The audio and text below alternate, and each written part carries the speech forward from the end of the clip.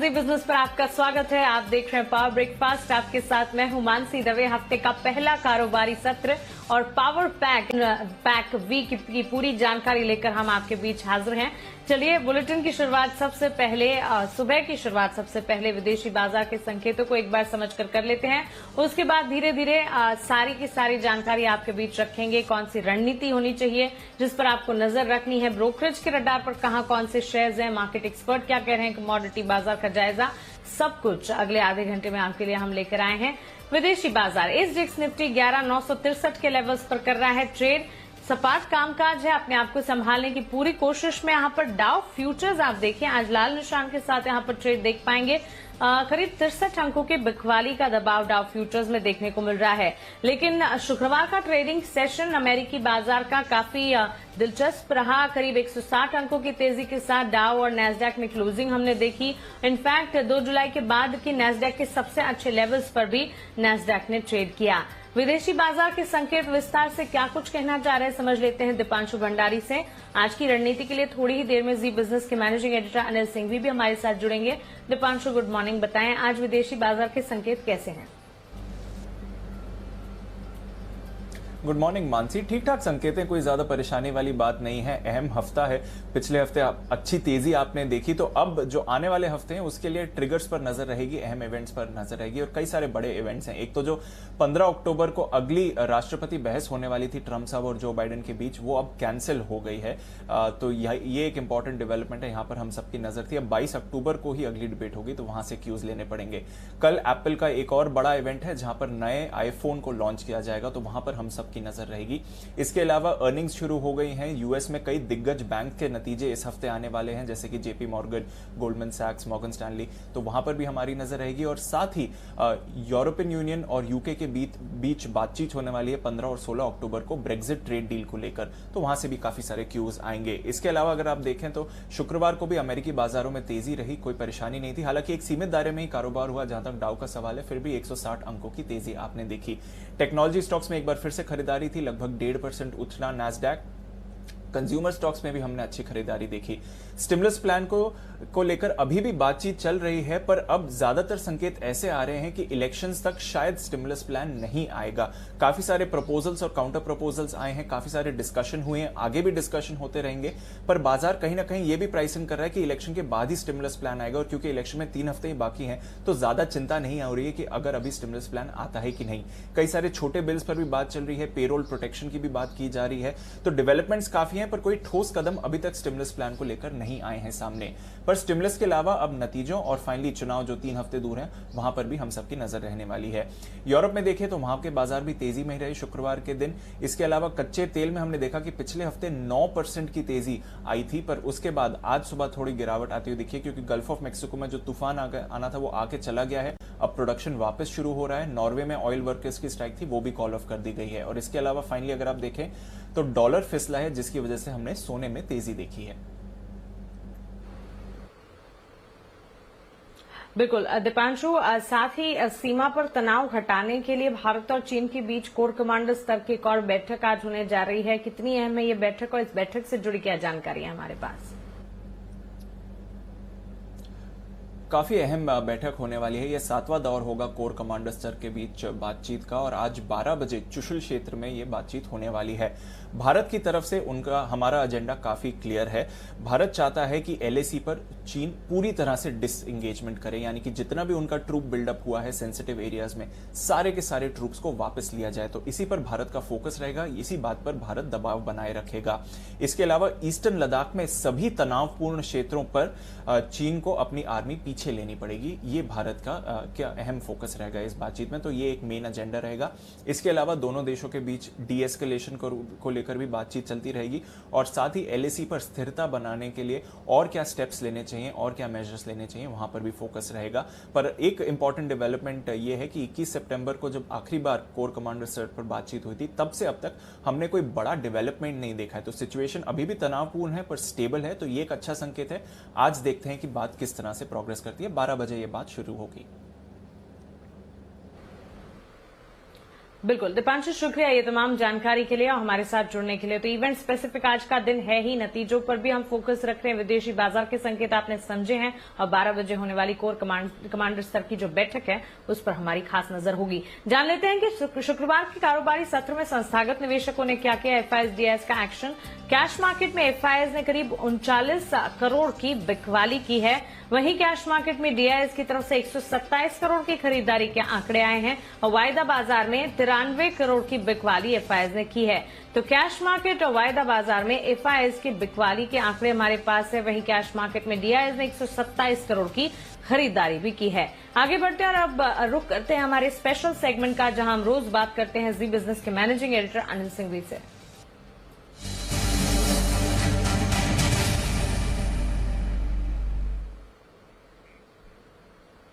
Anil sir, good morning. विदेशी बाजार के संकेतों को आज कैसे समझे? इवेंट स्पेसिफिक दिन तो है ही, और भारतीय बाजार के लिए पहली रणनीति क्या होगी? देखिए, ग्लोबल मार्केट के संकेत तो ठीक है मानसी कि अमेरिकी बाजारों में शुक्रवार को अच्छा तेजी वाला सेशन ही रहा है और भारतीय बाजार भी पिछले हफ्ते 5 दिन मजबूती के साथ बंद हुए, लगातार 7 दिनों से तेजी दिखा रहे हैं। तो वैसे तो संकेत ठीक है, लेकिन आपके सामने एक बड़ा मनोवैज्ञानिक स्तर है 12,000 के लेवल के आसपास का, वहां पर थोड़ा सा पार करना इतना आसान नहीं होता। तो वहां तक पहुंचने की कोशिश होगी, देखते हैं पार करके टिक पाते हैं या नहीं, और अगर होता है तो फिर आपके लिए कुछ और मजबूती बनेगी। इसका मतलब ये नहीं कि बाजार कमजोर है, थोड़ी सी धीमे पड़ने के संकेत हैं।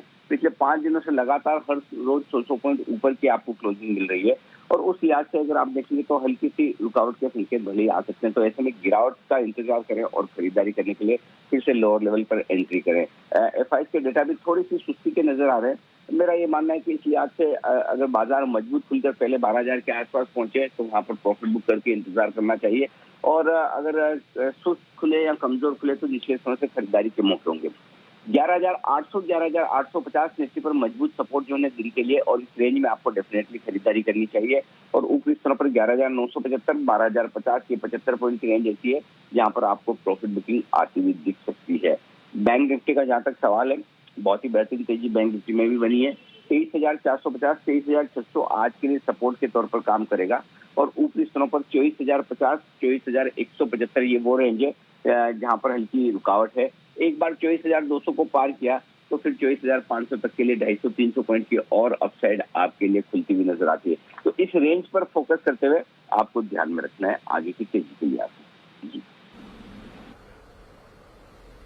बिल्कुल अनिल सर, शुक्रिया ये तमाम जानकारी के लिए और ये रणनीति हमें बताने के लिए। तो पहली रणनीति है आपके पास, और आज के सत्र के लिए गिरावट में खरीदारी के मौके आपको ढूंढने हैं। सबसे पहले ट्रेडिंग रेंज अगर देखें, निफ्टी 11,800 से 11,850 निफ्टी के लिए सपोर्ट जोन्स का काम करेंगे, वहीं 11,975 से 12,050 की रेंज है जिसे ऊपरी स्तर के तौर पर आप मानकर चल सकते हैं। बैंक निफ्टी 23,450 से 23,600 के सपोर्ट जोन्स को मानकर चलें। 23,050 से 23,175 की ऊपरी रेंज है जिस पर आपको फोकस रखना होगा। 24,200 के पार निकलने पर 250 से 300 पॉइंट्स की और ज्यादा तेजी देखने की पूरी गुंजाइश है। तो ये पहली ट्रेडिंग रेंज है जिस पर आपको फोकस करना चाहिए। खबरों के चलते कहां पर एक्शन देखने को मिल सकता है ये जान लेते हैं पूजा त्रिपाठी से। पूजा, गुड मॉर्निंग, बताएं खबरों वाले शेयर्स आज कौन से हैं?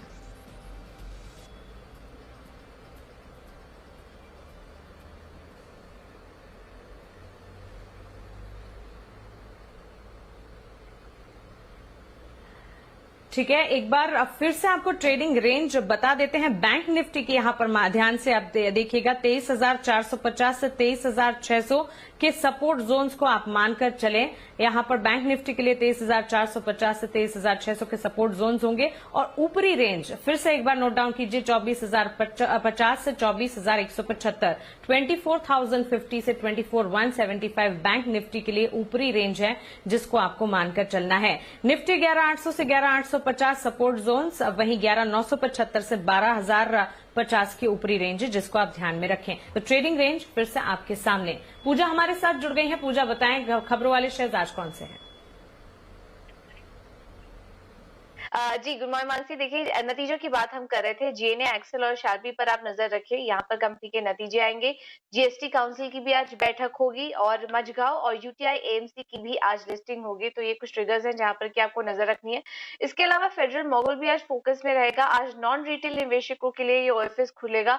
हम आपको बता दें, जो फ्लोर प्राइस है वो 342 रुपीज प्रति शेयर तय किया गया, यानी कि मौजूदा भाव से करीब 21% डिस्काउंट पर। और दीपक फर्टिलाइजर्स का राइट्स इशू भी आज बंद होगा। राइट्स इशू का जो प्राइस था वो 133 रुपए प्रति शेयर था और इशू के जरिए 180 करोड़ रुपए जुटाने की योजना थी कंपनी की। तो ये कुछ बड़े ट्रिगर्स हैं जहां पर कि आपको नजर रखनी है। खबरों की बात करें तो भंसाली इंजीनियरिंग पॉलीमर्स के नतीजे आए थे ओवर द वीकेंड, और अगर नंबर्स की बात करें तो नंबर्स अच्छे दिखाई दे रहे हैं। आय में 10% की बढ़त, मुनाफे में 74% की बढ़त इस बार देखी गई है। वेदांता एक बड़ी खबर है। यहाँ पर भी जो डीलिस्टिंग की प्रक्रिया चल रही थी वो विफल हो चुकी है। निवेशकों को 102 दिन में पैसे लौटा दिए जाएंगे, इस तरह की रिपोर्ट यहाँ पर निकल कर आई है। माफ कीजिएगा, शेयर्स जो है वो लौटा दिए जाएंगे, इस तरह की रिपोर्ट्स निकल कर आई हैं। डीलिस्टिंग के लिए जो जरूरी थे 134 करोड़ रुपए शेयरों के मुकाबले केवल 125 ही टेंडर हुए हैं। तो इस वजह से जो प्रक्रिया थी वो विफल हो चुकी है। इसके अलावा इंडियाबुल्स हाउसिंग फाइनेंस पर भी नजर रखें। कंपनी ने ऑकनोट्स में आंशिक हिस्सेदारी रीवा कैपिटल को बेची है और इसके जरिए करीब 441 करोड़ रुपए जुटा लिए। और लगातार इस स्टेक सेल के जरिए और क्यूआईपी प्रोसेस के जरिए कंपनी अभी तक जो अपडेट आया है कंपनी का 2270 करोड़ रुपए के करीब कंपनी अभी तक जुटा चुकी है अक्टूबर और सितंबर में। शिल्पा मेडिकेयर, कुछ फार्मा स्टॉक्स पर भी आज नजर रखिए। शिल्पा मेडिकेयर के लिए एक बुरी खबर है। यूएसएफडीए से तेलंगाना प्लान के लिए कंपनी को वार्निंग लेटर मिला है। ग्लाइमा फार्मा भी आज फोकस में रहेगा। कोविड-19 के इलाज के लिए कंपनी एक टेस्ट कर रही थी जिसमें कि एंटीवायरल कॉम्बिनेशन बेअसर हुआ है और ये स्टेटमेंट खुद कंपनी की तरफ से आया है। इसके अलावा राइट्स इशू पर भी माफ कीजिएगा, राइट्स पर भी नजर रखिए। कंपनी को कुल 103 करोड़ के 3 कंसल्टेंसी प्रोजेक्ट मिले हैं। कर्नाटका बैंक भी आज फोकस में रहेगा। यहाँ कंपनी ने की तरफ से अपडेट आई कि कंपनी ने सिंटेक्स इंडस्ट्रीज को दिए गए जो लोन थे वो आरबीआई के पास फ्रॉड रिपोर्ट कर दिए हैं और करीब 108 करोड़ के जो लोन थे वो ये उन्होंने फ्रॉड रिपोर्ट किए हैं। और आखिर में बात करते हैं कुछ फंड एक्शन की। मैग्मा फिनकॉर्प, गोल्डमैन सैक्स की तरफ से यहाँ पर बिकवाली हुई है। करीब 53 लाख शेयर्स की बिकवाली 33 रुपए प्रति शेयर के भाव पर देखी गई। और आखिर में बात करते हैं मजेस्को की। यहाँ पर यूनिफाइड वेल्थ मैनेजमेंट ने करीब 2 लाख शेयर्स खरीदे हैं। 871 रुपए प्रति शेयर के भाव पर खरीदारी देखी गई। बिल्कुल पूजा, शुक्रिया ये तमाम जानकारी के लिए और हमारे साथ जुड़ने के लिए। तो ये खबरों वाले शेयर्स, ढेर सारी खबरें हैं जिस पर फोकस आपको आज के लिए रखना होगा। लेकिन जी बिजनेस के खास शो बाजार आज और कल में एचडीएफसी सिक्योरिटीज के वीके शर्मा ने ऑप्शन की कौन सी दमदार रणनीति बताई है, आइए एक बार देख लेते हैं। इन्फोसिस और लार्सन एंड टुब्रो।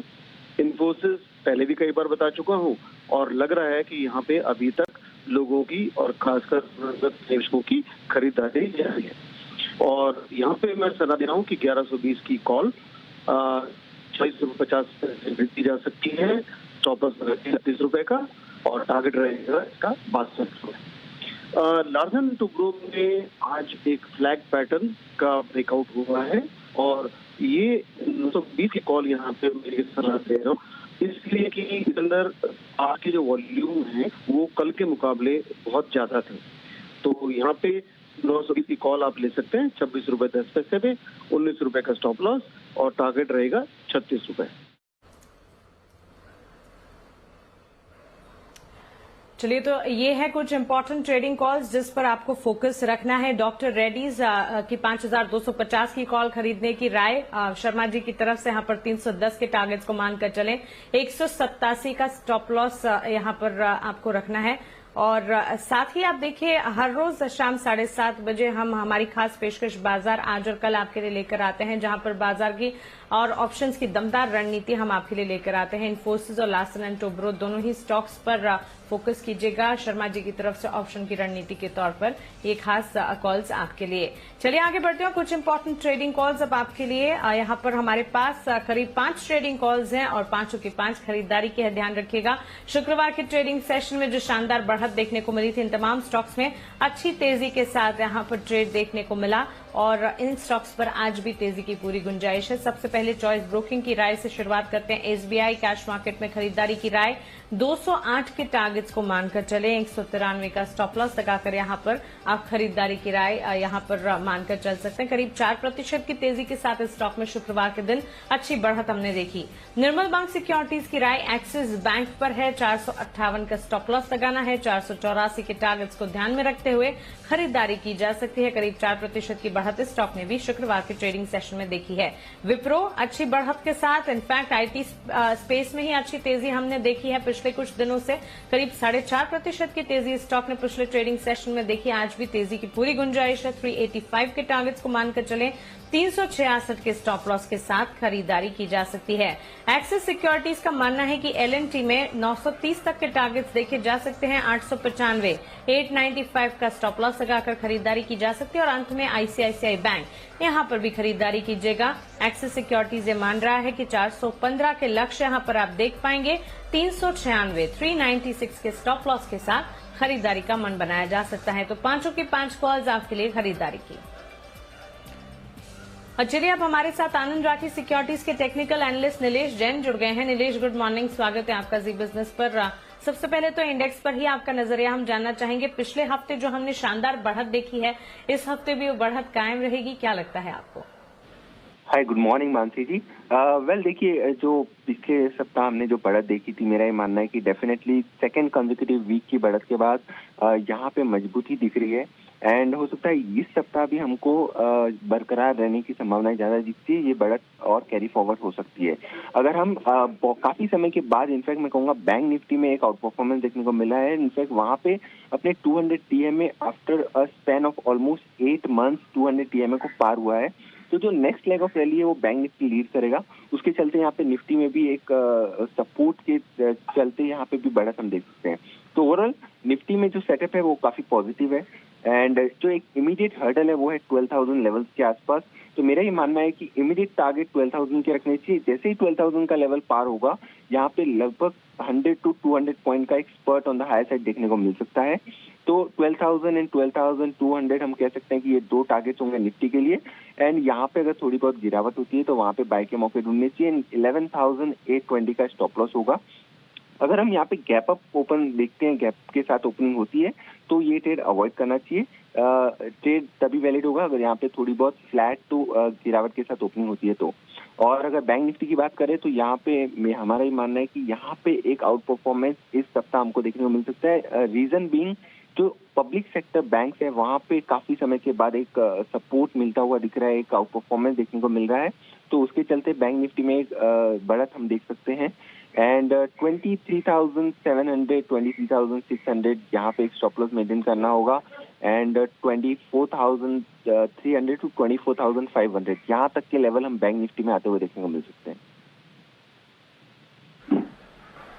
बिल्कुल नीलेश, कौन से स्टॉक्स आज के लिए सुझा रहे हैं आप? बिल्कुल मानसी, फोकस होगा फाइनेंशियल स्पेस पे। दोनों ही फाइनेंशियल स्पेस की कंपनियां हैं। पहला है महिंद्रा एंड महिंद्रा फाइनेंस। वहां पे हमको फ्राइडे के सेशन में एक बहुत ही बेहतरीन ब्रेकआउट देखने को मिला था डाउनवर्ड स्लोपिंग ट्रेंड लाइन से। खरीदारी करके चलना चाहिए 130 के स्टॉप लॉस से 140 के टारगेट्स के लिए। दूसरा जो बाय रिकमेंडेशन होगा वो private sector bank axis bank, यहाँ पे खरीदारी करके चलना होगा। काफी अच्छा ओपन इंटरेस्ट बिल्डअप हमको देखने को मिला। साथ ही साथ चार्ट पे भी बहुत ही बेहतरीन ब्रेकआउट आया है। इनफैक्ट सारे ही प्राइवेट सेक्टर बैंक में ब्रेकआउट हमको आते हुए देखने को मिल रहा है। 455 का स्टॉप लॉस होगा एंड 480 के टारगेट्स होंगे। नीलेश जी, शुक्रिया ये तमाम जानकारी के लिए, सवालों के जवाब देने के लिए, हमारे साथ जुड़ने के लिए। चलिए अब कमोडिटी बाजार का अपडेट भी ले लेते हैं। हमारे साथ मोतीलाल ओसवाल कमोडिटीज के एनालिस्ट अमित सजेजा जुड़ गए हैं। अमित, गुड मॉर्निंग, स्वागत है आपका जी बिजनेस पर। बुलियन मार्केट, सोने चांदी की चाल आज आप कैसी देख रहे हैं? जी गुड मॉर्निंग। देखिए, पिछले फ्राइडे को हमने देखा कि निचले स्तरों से गोल्ड और सिल्वर दोनों में ही एक शानदार रिकवरी देखने मिली और जो हफ्ता था वो बहुत ही जो रिसेंट हाईज है वहां पर ही क्लोज दिया। हमने काफी टाइम के बाद गोल्ड में 50,500 के ऊपर सस्टेन होते हुए देखा है प्राइसेस को। तो फिलहाल इंट्राडे में वही एक इमीडिएट सपोर्ट होगा। हल्का सा लोअर ओपनिंग देखने मिलेगा, लेकिन मेरे हिसाब से जब तक ब्रॉडली 50,300 के ऊपर है तब तक बाय ऑन डिप्स की स्ट्रेटेजी होगी और 51,100 के लक्ष्य को लेकर चला जा सकता है। सिमिलरली चांदी में भी काफी समय के बाद हमने 65,500 के लेवल्स के ऊपर क्लोज होते हुए देखा है। तो मुझे लगता है कि वो एक इमीडिएट सपोर्ट होगा और लोअर सपोर्ट 61,800 का है। तब तक ये दो सपोर्ट एरियाज होल्ड कर रहा है बाजार, तब तक तेजी का रुझान रहेगा और हो सकता है हम लगभग 64,500 के लक्ष्य जो है 1 या 2 दिन के पर्सपेक्टिव से हासिल कर सकते हैं। बिल्कुल अमित जी, साथ ही कच्चे तेल की चाल पर अगर नजर करें करंट लेवल्स को देखते हुए क्या खरीदारी के मौके समझे जाएं? जी देखिए, हरिकेन सीजन के चलते जो डिस्ट्रप्शन हुआ है सप्लाई में, उसके चलते हमने देखा है कि क्रूड में एक उछाल आया है। पिछले हफ्ते 3,000 के करीब के क्लोजिंग देने में कामयाब हुआ था एमसीएक्स प्लस। तो मुझे लगता है ये तेजी जारी रहेगी। 2950 2960 के करीब यदि प्राइसेस मिलते हैं तो वहाँ पर बाइंग की जा सकती है और 3,050 जो एक इमीडिएट रेजिस्टेंस है उसका टारगेट लेके चला जा सकता है। बिल्कुल अमित जी, शुक्रिया ये तमाम जानकारी के लिए, सवालों के जवाब देने के लिए, हमारे साथ जुड़ने के लिए। चलिए अब वक्त है एफआईआर का, यानी कि एफआई इन्वेस्टमेंट रिपोर्ट्स का।